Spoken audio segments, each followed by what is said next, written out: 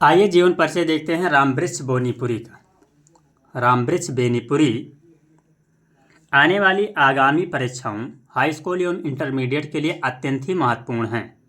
इनका पिछले कई वर्षों से लगातार जीवन परिचय पूछा जा रहा है।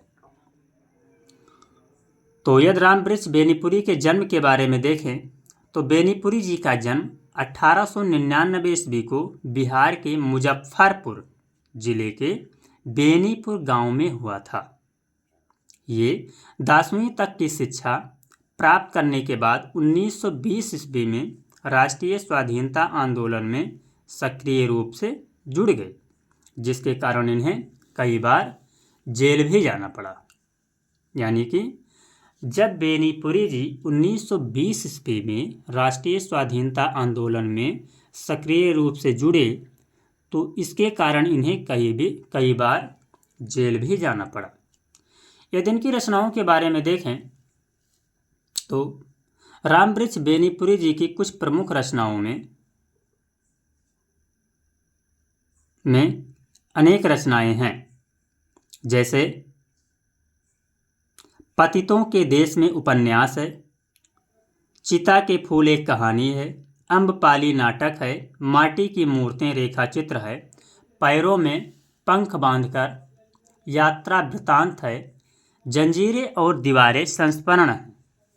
यानी कि जंजीरें और दीवारें एक संस्मरण हैं।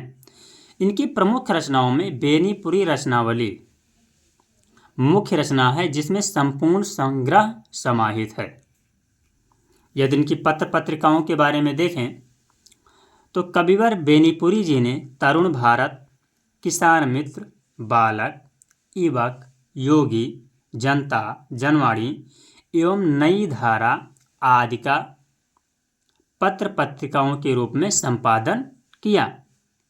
यदि कविवर बेनीपुरी जी की शैली के बारे में देखें तो इनकी रचनाओं में स्वाधीनता की चेतना, यानी कि इनकी रचनाओं में क्या है, तो इनकी रचनाओं में स्वाधीनता की चेतना एवं मनुष्य की चिंता की शैली का पूर्ण रूप से वर्णन किया गया है। इन्हें कलम का जादूगर यानी कि मैजिक ऑफ पेन भी कहा जाता है। यदि बेनीपुरी जी के निधन के बारे में देखें तो रामवृक्ष बेनीपुरी का निधन 1668 ईस्वी को हुआ था।